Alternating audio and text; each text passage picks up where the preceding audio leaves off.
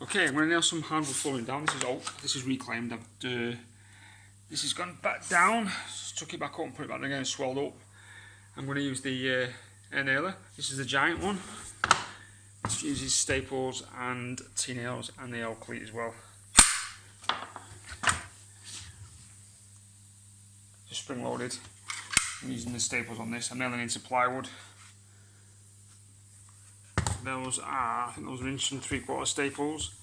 This one does up to 2 inch. So what I basically do is just put it over the edge of there like so, and just tap it with a hammer. Now they have the ratchet type nailers which you hit twice. Once pushes the plunger down. The ratchet ones, this is ones that you don't use compressors with. Hit it once, drives the nail in, and hit it again, and it countersinks the nail. This one works off a compressor. You just tap it once. You don't need to swing at it like a big lump hammer like the ratchet ones. Just tap it. I'll show you that now. Okay, very easy to use. Off it over to the tongue. That's it, done. And all I do is use about, if you've got a short piece of wood, about a foot long, then you want to nail it at each end. If you've got a piece about 2 foot long, 2.5 foot long, nail it at both ends and in the middle. This is reclaimed stuff. The new stuff will be a lot easier to use.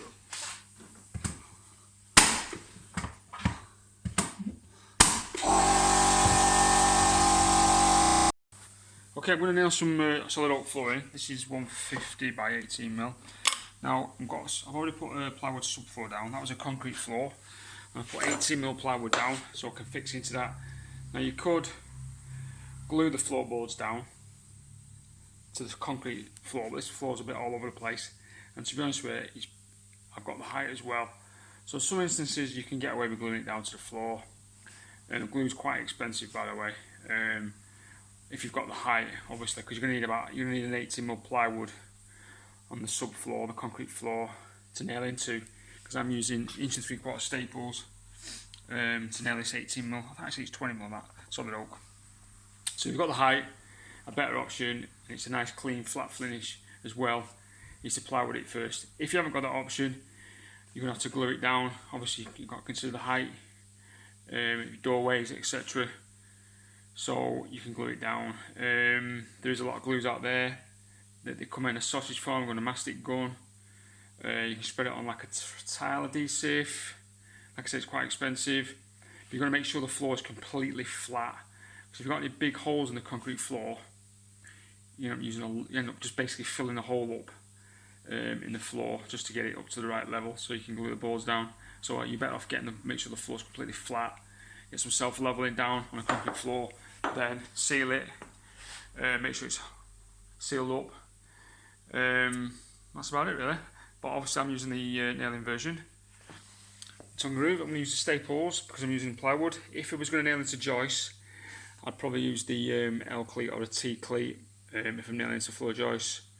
But bear in mind, if you do nail into joists, make sure the floorboards are long enough to reach from joist to joist. Now a lot of floors are 400 centres. Now bear in mind, if you're going to do that, you've got to make sure your boards are a certain length. Now you don't want any, see that one there, you want to make sure that all these joints are on joists. If they're not, you're going to be a bit spongy in the floor.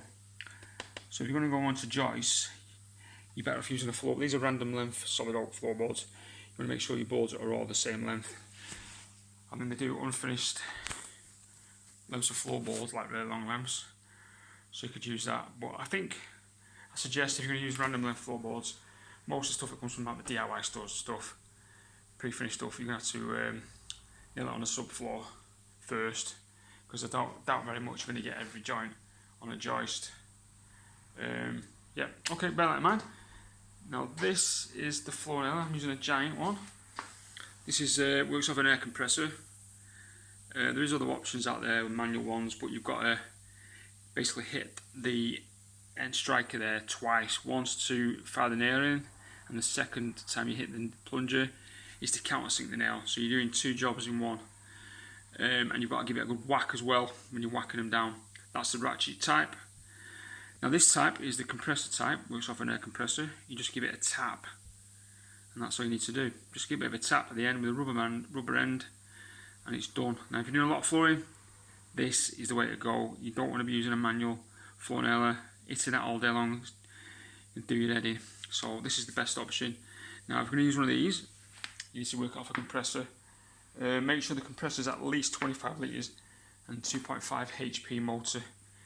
Anything less, you're wasting your time, because these use a lot of air, CFM. So if you've got any small compressors, you've got no chance, because all you're doing is just waiting for the compressor to fill up with air before you can even use it. I know Boss Stitch would using some deal going where you could buy a framing nailer and a compressor. The problem is you're waiting all day for the compressor to fill up before you can actually use your framing nailer. So you're using a framing nailer and then you'll be stopping for a few minutes. Now the framing nailer uses the same sort of air supply as a floor nailer, so you're going to have the same problem. So make sure your compressor is big enough when you're using an air tool, especially something like this, a floor nailer and a framing nailer. This one uses staples, like I said, and L cleats and T cleats. So I'll show you that in action. Just show the bottom of it. It just flips over that. You just put your nails or staples in there somewhere. That's the floor. Now they do you can get an attachment with this, so you can make. This is for 18mm, 20mm. I think it's 15mm to 22mm plate. You get another one if you're doing thicker stuff, thinner stuff. So there's options there, because obviously when you want to nail it, look there, it's just caught on the tongue there, so that'll nail it in it through the tongue at 45 degrees. Okay, I'll show that in action. Okay, that is it used. You've got to use the metal end to tap the floor in, like so, and then use a rubber end to hit the striker. That's it. That's basically it. If it's a short board, just nail both ends. If the board's about 2.5 foot, 3 foot long, then nail it both ends and in the middle.